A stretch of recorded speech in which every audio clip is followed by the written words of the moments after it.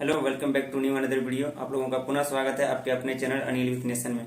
अगर आप कोई भी कम्पिटिटिव एग्जाम जैसे कि एसएससी, रेलवे, बैंक या अदर कोई कम्पिटिटिव एग्जाम की तैयारी कर रहे हैं तो पर्पल का अपडेट पाने के लिए आप इस चैनल को सब्सक्राइब कर सकते हैं। और सब्सक्राइब करने के बाद उसी के बगल में बेल आइकन है, उसको आप दबाना ना भूलें। और विशेष करके अगर आप एसएससी जीडी का तैयारी कर रहे हैं तो एसएससी जीडी के रिगार्डिंग आपको A to Z मेरिट तक कहीं भी अगर कोई भी प्रॉब्लम होता है तो उसका सटीक और सही सोल्यूशन इस चैनल के माध्यम से दिया जाएगा। चाहे आपका फिजिकल में प्रॉब्लम हो, मेडिकल में प्रॉब्लम हो, अगर आपको री मेडिकल दे दिया गया हो तो उसके लिए क्या डॉक्यूमेंट्स चाहिए, किस तरह का डीडी बनाना चाहिए, कौन सा बैंक से डीडी बनाया जाता है, हर एक चीजों को सही और सटीक तरीके से आपको समझाया जाएगा और आपके हर एक प्रॉब्लम को सॉल्व किया जाएगा। तो अगर आप एसएससी जीडी का कैंडिडेट हैं तो आपसे विशेष विनती है कि आप इस चैनल को सबसे पहले सब्सक्राइब करें और अपने उन भाइयों को शेयर करें जो एसएससी जीडी की तैयारी कर रहे हैं। तो आज का वीडियो होने वाला है चेस्ट के ऊपर।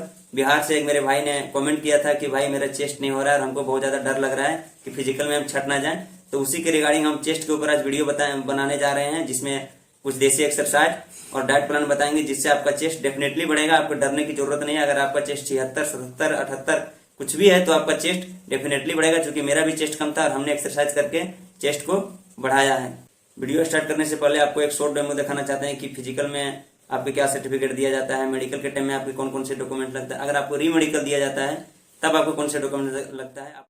फिजिकल के टाइम में आपको कोई भी डॉक्यूमेंट्स की जरूरत नहीं है, ये हम पहले वीडियो में भी बता चुके हैं। फिजिकल के टाइम में केवल आपका आधार कार्ड और एडमिट कार्ड से आप फिजिकल दौड़ सकेंगे। फिजिकल कंप्लीट हो जाने के बाद जब आप मेडिकल के लिए जाएंगे तो उस टाइम इस डॉक्यूमेंट्स की जरूरत पड़ता है। ये डॉक्यूमेंट्स है कास्ट से रिलेटेड। अगर आप ओबीसी हैं तो ओबीसी के लिए है, ST SC है तो ST SC के लिए, और जनरल के लिए EWS का जो सर्टिफिकेट है उसी का फॉर्मेट है। ये SSC के फॉर्मेट में एनेक्जर के फॉर्म में दिया होता है। ये ओबीसी के लिए एनेक्जर 7 का फॉर्म है। मेडिकल के टाइम में अगर आप मेडिकल पास हो जाते हैं तो आपको कोई भी डॉक्यूमेंट्स नहीं दिया जाता है, ना ही कोई सर्टिफिकेट दिया जाता है। केवल आपको मेडिकल फिट का एक ग्रुप फ़ोटो होता है, सेल्फी फ़ोटो, वही उनके पास होता है। और अगर आप मेडिकल अनफिट हो जाते हैं तो जिन कारणों से आपको अनफिट किया गया है उसके रिगार्डिंग आपको लिखित सर्टिफिकेट दिया जाता है कि आपको इन कारणों से मेडिकल के लिए अनफिट किया गया है, आप री मेडिकल के लिए एलिजिबल हैं। अनफिट होने के बाद आपको डिस्ट्रिक्ट लेवल का कोई गवर्नमेंट हॉस्पिटल में जाना होता है और वहाँ भी एसएससी का एक फॉर्मेट आता है। उसके थ्रू आपको फॉर्म में भर के पूरा फिलअप करा के और फिर साइन मोहर करवाया जाता है, जिसमें आपको फ़ोटो लगता है, जिससे कि आप आगे देख सकते हैं। इस तरह का आपको फॉर्म मिलेगा। ये भी एसएससी के वेबसाइट में रहता है। उसको डाउनलोड करके ये फॉर्म में साइन मोहर करा के उसके बाद आपको फिर पोस्ट ऑफिस के द्वारा भेज दिया जाता है, जिसमें आपको 25 रुपये का डीडी बनाना पड़ता है। आपको एड्रेस वहाँ से मिल जाएगा, उसी एड्रेस पर आपको सेंड कर दिया जाता है। फिर आपको री मेडिकल के लिए पुनः एडमिट कार्ड दिया जाता है। इस पर डिटेल चर्चा तब करेंगे जब इसकी ज़रूरत पड़ेगा। फिलहाल अभी हम इसको यहीं स्टॉप करते हैं और हम अपने टॉपिक पर आते हैं और स्टार्ट करते हैं चेस्ट वर्कआउट। तो आगे आप कंटिन्यू बने रहिए।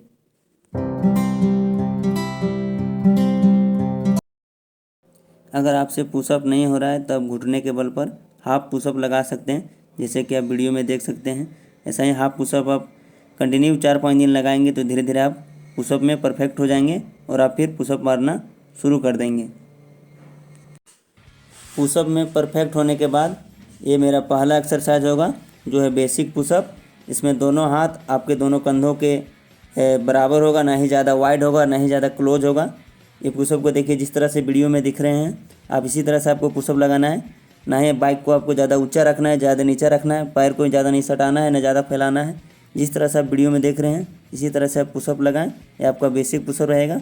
इसका पहला सेट लगाएं 12 रेपिटेशन का, दूसरा लगाएं 15 रेपिटेशन का और तीसरा लगाएं 20 रेपिटेशन का। अगर आप इतना नहीं कर पा रहे हैं तो अपने अनुसार जितना कर पा रहे हैं आप अपने मैक्सिमम तक जाने की कोशिश करें और कम से कम 3 सेट ज़रूर लगाएं। अब स्टार्ट करेंगे हम दूसरा पुशअप। ये एक्सरसाइज नंबर 2 है, जिसमें हम अपने ग्रिप को थोड़ा वाइड करेंगे अपने दोनों कंधों से, दोनों कर थोड़ा ज़्यादा फैलाएंगे। उसके बाद हम पुशअप स्टार्ट करेंगे। पुशअप आपको इसी तरह से लगाना है, ज़्यादा फास्ट नहीं लगाना है, आपको धीरे धीरे जाना है और धीरे धीरे ऊपर आना है, जिससे मसल पूरी तरह से स्ट्रेच हो सके।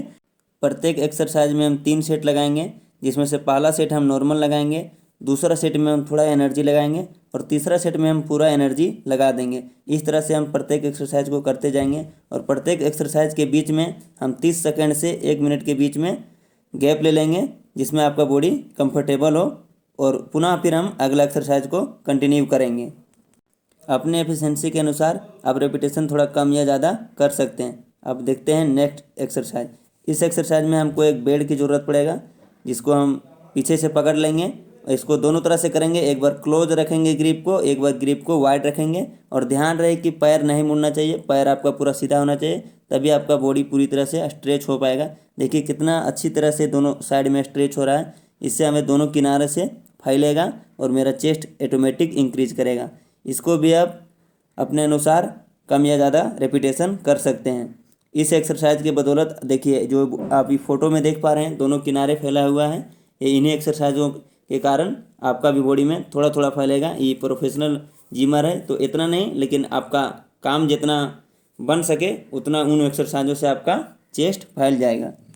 अच्छी तरह से पुशअप लगाने के लिए आपको दोनों बाइसेप को मजबूत करना होगा, तभी आप अच्छी तरह से पुशअप लगा सकते हैं। तो बाइसेप को मजबूत रखें, बाइसेप में जान होगा तभी आप अच्छा तरह से पुशअप लगा पाएंगे।